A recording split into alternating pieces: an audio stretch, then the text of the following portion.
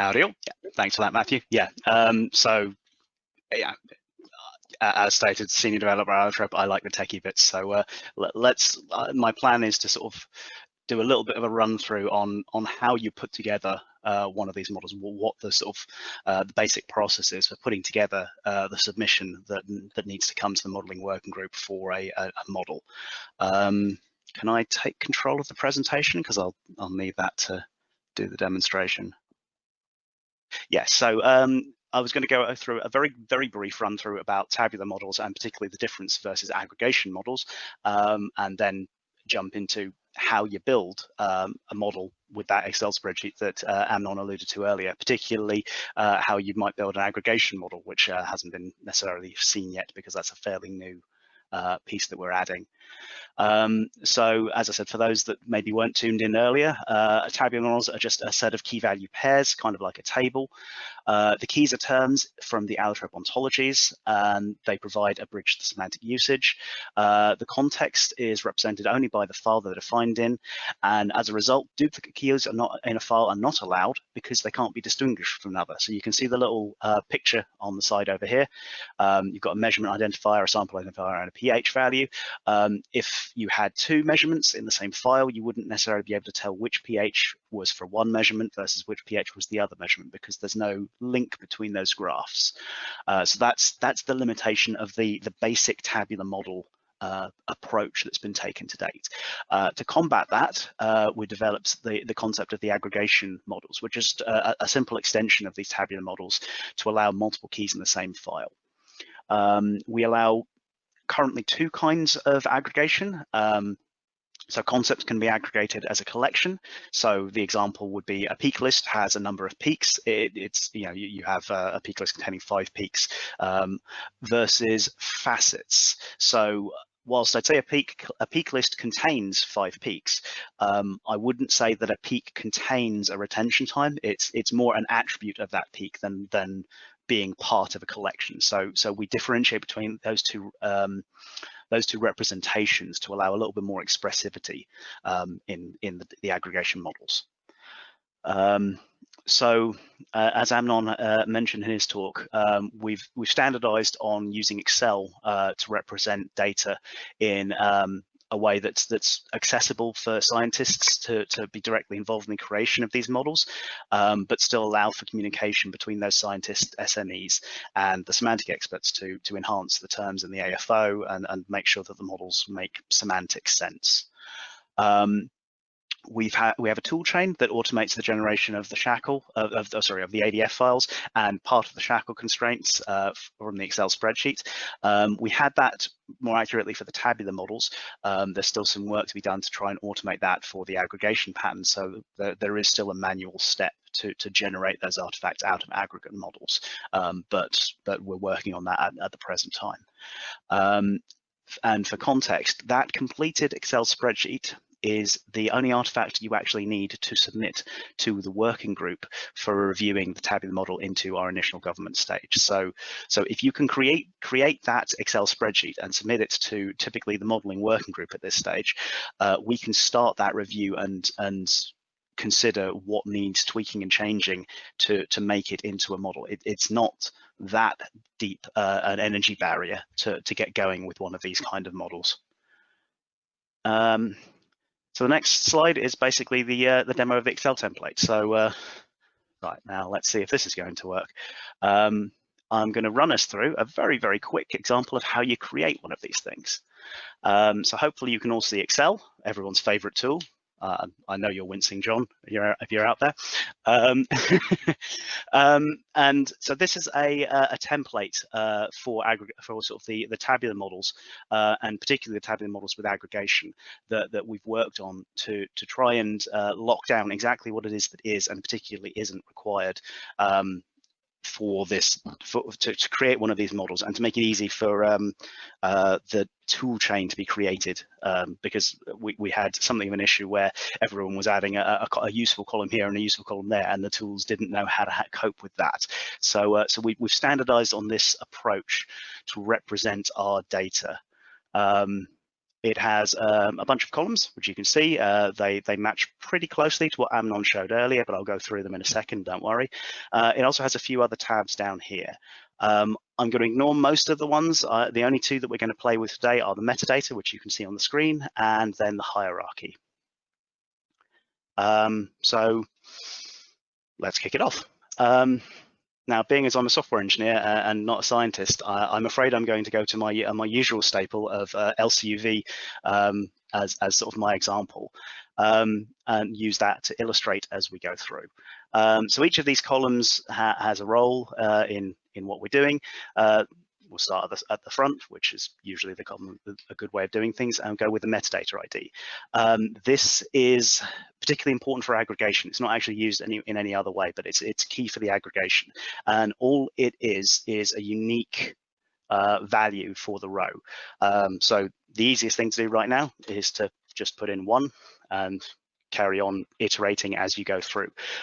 We may try and automate something like that, something for that in the future, but for now, it's just a unique number to identify the rows. Then we get to parameter type, and this is more or less a convenience for SMEs and semantic engineers to understand what it is you're really trying to record: results data, metadata. These things are set. I'll briefly mention some of these restrictions. These drop downs are set via the data restrictions tab, so we can always extend this later. I believe there's sort of some other approaches that haven't been included in this, such as process metadata. But for now, let's just say we're going to add some metadata to this. So tabular models tend to record, sort of to date, they've tended to focus on the results of an instrument. So usually the first pass of a tabular model goes through the reports of a couple of different instruments in a space and pulls out all of the different parameters that go on that report to say, okay, this is what we're going to capture. So parameter name, the parameter name field here is basically meant to be more or less the manufacturer's parameter name. This is what it says on the report. Sorry, a little bit of water. So, for example, for LCUV, you would probably expect to see peaks. That seems like a reasonable parameter name to me. You'll probably see multiple of them, so which is why we're doing the aggregation, but we'll get to that in a sec. Now we start getting into the meaty bit. Parameter pref label and parameter allotrope URI. As Amnon mentioned, this is where you start mapping things to allotrope's terms. So sometimes we'll have a term for it already, particularly if it's crossing over with a domain that we've already covered. Sometimes we won't. So for now, LCUV does have this stuff, so I'm going to show you how you might search for this stuff. So I've opened up BioPortal, which is one of the websites that Amnon showed earlier, and you can basically use this to search for terms in the allotrope ontology conveniently without installing any software or anything like that. So I figured it was a good thing to show. So we know we want allotrope terms, so I can type in AFO over here, and lo and behold, the allotrope merge ontology suite is available for use. So if we click that and load it up, this brings up the whole thing. We can go to the classes tab, which is being a little bit slower now that I'm on a video chat. Fancy that. And you can then use the jump to field to search for things. So we said we called it peak because that's probably what you'd see on a report. So if we put the word peak in, what do we get?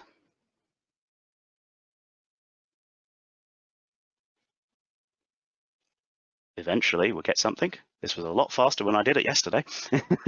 Here we go. And you can see a whole bunch of options.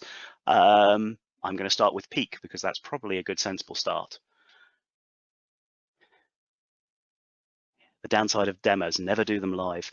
Here we go. So by doing that search and clicking on the thing, we've got a nice little summary of the peak term in the allotrope ontologies. Peak describes a part of a data distribution, blah, blah, blah, blah, blah, you know, all very detailed and correct. I'm going to say this is probably a good term for usage. This is the kind of thing that can be debated at the modeling working group. So yeah, if you're not sure, but it seems to be fairly close, you can always put it down and have that discussion after the submission. But as a first pass, I would say this is probably a good fit to the peak of an LCUV model. So we have two things that we need from here. The preferred name, which maps to the preferred label that we talked about before, and lo and behold, it's actually peak. So we've got that one very easily mapped from our manufacturer term. Peak means peak. The other part is the ID, and that's the IRI that Amnon's mentioned before, perl.allotrope.org/ontology/result hash AFR 0000413. Nice friendly mouthful there. So I'm just going to copy that rather than type it out and paste it in here. Parameter pref label is peak, as we discussed before, and lo and behold, that's those two fields filled out. Now jumping to the next two. Sometimes, as I said, we'll have terms already in the ontology, and you'll be able to find them through the bioportal, through the OLS, or through other tools like that. Sometimes we won't, or maybe you won't find them, and we'll have named them a different way, or they'll be slightly more slanted to a different domain, and so the term that you search for isn't necessarily going to match exactly.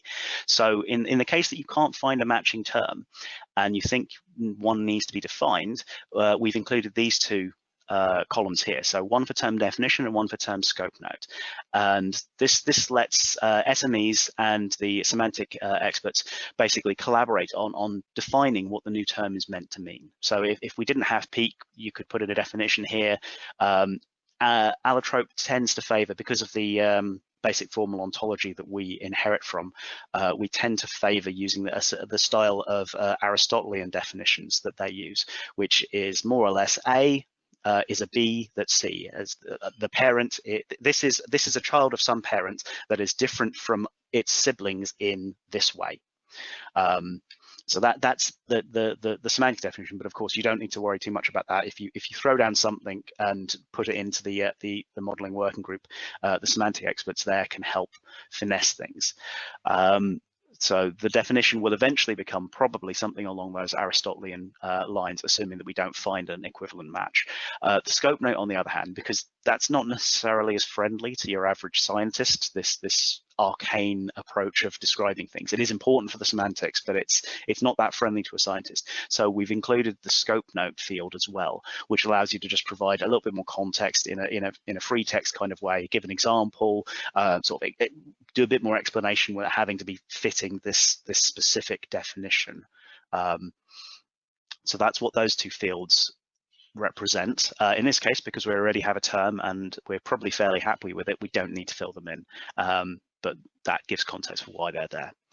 Now, in terms of required, funnily enough, you can have it as required or not required, and that just says whether it's mandatory or optional. Now, I'm pretty sure you can get results that don't have any peaks, so requiring it is probably a bad idea. So I'm going to say that it's not required and go from there. Now we get to the parameter data type. So the tabular models you saw before, you've got a key and you've got a value. And the key is some term in the Allotrope ontologies, and the value is usually some sort of literal value. It's a string or a double or a date or something like that. This is where you capture what that type is: string, date, double, all this kind of stuff.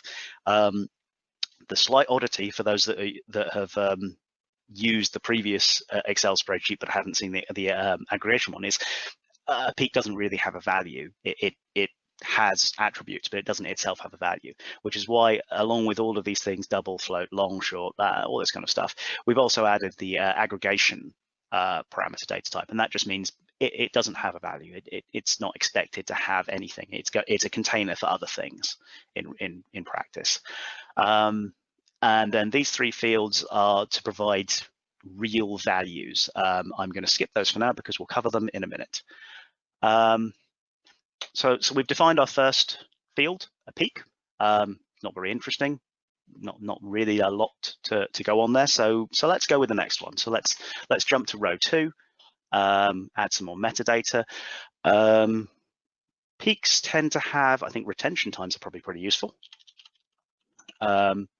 So we can say that the retention time of the peak is something that we probably want to capture. So now again, we can go to bioportal and see if we can find something that matches that. Retention time. What do you know? Retention time. It's almost like I've done this before. So retention time, it's chromatically facet, blah, blah, blah, that it describes the elapsed time. Again, no scientist, but that sounds like a pretty good match to me. So I'm going to say that that's the idea we want. That's the term that we want. And we can go retention time, paste that in. Again, because we already have a term, we don't need to worry about the definition or the scope notes, so that's fine. And because the peak isn't required, I don't think it makes sense to require a retention time if you don't have a peak, so I'm going to go with probably no. Scientists might disagree with me there, so that's the kind of thing that could be debated in the modeling working group if something is required or not required. But use your first pass guess and go from there. So in this case, retention time is an actual literal value. It's not a container for something else. It has a value. So it's a number. I tend to store numbers as doubles. So let's go with that. So the example value in this, let's say 3.67 minutes. So this is where these three fields come into play. So you have an example value, which is just what the actual content of it is. You also have the units, and we have two fields for the units, one for the symbol, which is what you should see if you ever print the symbol out, and one for the URI for that unit. Because again, the unit is an important part of the semantic content. So you've got to say this unit. Min in theory could be minute, but it could also be other units with that sort of abbreviation. So we want to make it explicit exactly what we mean by minute. Now, unfortunately, something I discovered is that BioPortal doesn't capture the QUDT unit ontology, which is where we're drawing our IRIs for this from. So instead, I'm going to cheat slightly and use Protege. This is a free tool that's available to view ontologies. I'm not going to go into it in depth at this point. If you're interested, just Google Protege. The tool is there, and you can almost certainly find various tutorials on it, but it's a little out of the scope of this tutorial. So I'm going to go with minute, and yeah, as you can see, there's actually a bunch of different potential things that you could mean by minute. So let's go with minute time. That seems like a good fit. And what we have up here is the IRI for that minute time. So I'm going to copy that, paste it in here, and now we've got a retention time of 3.67 minutes with that minute URI and with the Allotrope URI right there. Okay, so we've got a peak, we've got a retention time. Let's add a little bit more to that maybe. Again, we can have metadata, and let's say, I don't know, peak description. So we want to say what this peak is, or give it some sort of context. Again, we can go back to BioPortal and see peak description. Oh, we got nothing. So we can either go and try and define a new term, or we can do some searching around. Rather than try and defining a new term, because like I said, I'm no scientist, not that kind of scientist anyways, I'm going to cheat and say, well, I do know that there is a description term, so a little bit of searching around is often useful, and I'm going to use this. But again, that would be an example where you might, after a little bit more searching around, go and use those definition and scope note columns to define what it is that you're talking about. Helps if I write the right thing. Description, not description. I'm not even sure what I typed there. So description and the IRI for that description term over there. Again, I don't think it's required. We don't need these because I've found something that matches. You only need to fill these in if you can't find anything that matches. And this time, I would say it's not a number, it's probably a string because you want to describe it. So I'm going to call it the imaginatively named peak1. And because this is a string and not a number of some description, you don't have to specify a unit. It doesn't really make sense to. So those two columns again get left blank. Seems easy enough, right? So by that, we've defined a peak, we've defined a retention time, we've defined a description for the peak description. Let's do that again, just to clarify how we do this stuff. If you want multiple peaks, and you probably do, then repeat the approach. Let's say the numbers are a little bit different. Let's say the description is a little bit different, but otherwise it's the same. You've got a peak, you've got a retention time, you've got a description, and there they are. What we don't currently have is a way of kind of grouping them together. So I'm going to add one more piece here, and that's going to be my peak list.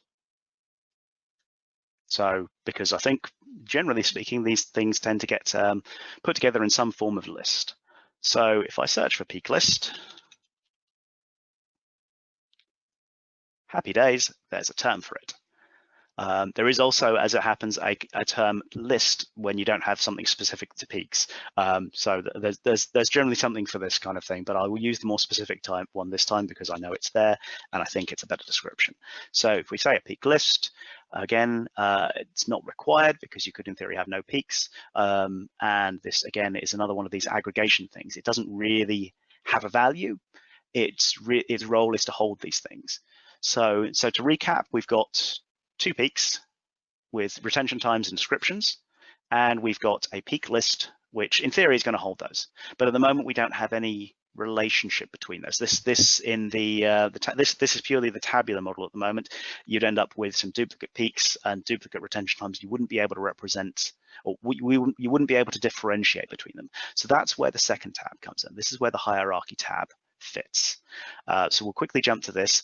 It's not the most convenient thing in the world, unfortunately, because of the limitations of using Excel, but it is what it is, and it's workable if you understand how it works. For those of you who've done anything with databases, this tab pretty much fills the role of a bridging table. It just lets you say this relates to that, that relates to this, how do they relate, and all that kind of good stuff.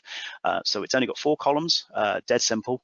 Metadata ID, and funnily enough, that matches nicely with the metadata ID here. That might be deliberate.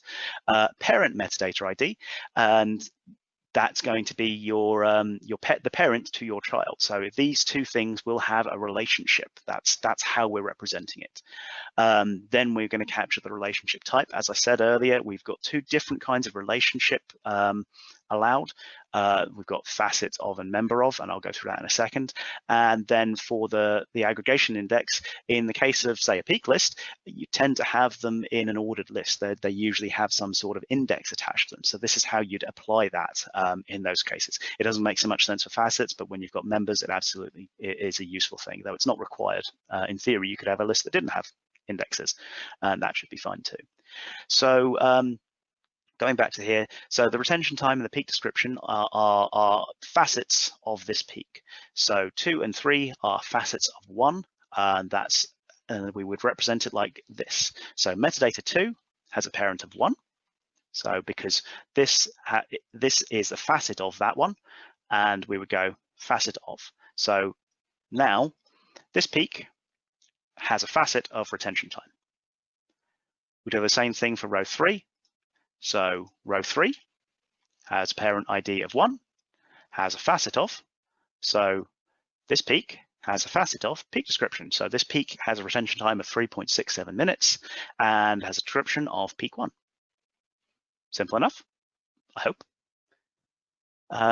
We can do the same for this one. So peak 4 has peak 5 has a row 5 and row 6 as facets. So 5 is a facet of 4.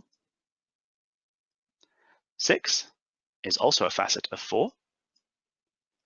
So this peak has a retention time of 4.27 and a description of peak 2, because 5 and 6 have a parent of 4 and they're facets. Now the last bit is the member of. So the peak list has 2 peaks, peak 1 and peak 2. Seems to make sense. So let's do that. So peak 1 is row 1 and the parent is row 7. Now this time, because it's not really an attribute of the peak list, but a member of the peak list, we go member of, and it seems sensible to make it an index given it is peak 1. So let's give it an index of peak 1. Likewise, row 4, because row 4 is the peak, has a parent of 7. Again, it's a member of, and this time it's peak 2. Let's give it index peak 2. that's that. So between these two tabs on the spreadsheet, we've now represented a peak 1 with retention time of 3.67, a label of peak 1, peak 2 with a retention time of 4.27 and a label of peak 2, and the peak list, which says that peak 1 and peak 2 are members of it, and peak 1 has an index of 1 and peak 2 has an index of 2.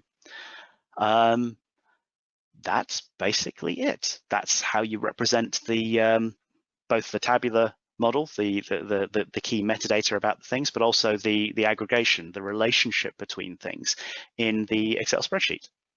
So hopefully that's reasonably simple and easy enough. Again, you can find the terms using BioPortal or Protege, and yeah, if you can fill in that kind of thing as a first pass for your technique and submit it to the modeling working group, that helps us to then refine that to make sure the terms are correct, make sure the relationships are there and that the key bits are present to put that on the path to governance. So you've seen that aggregation template. Here's one I prepared earlier. And all I've done is color code these metadata IDs to make it easy to see that the relationships are here. So 2, 3, 1.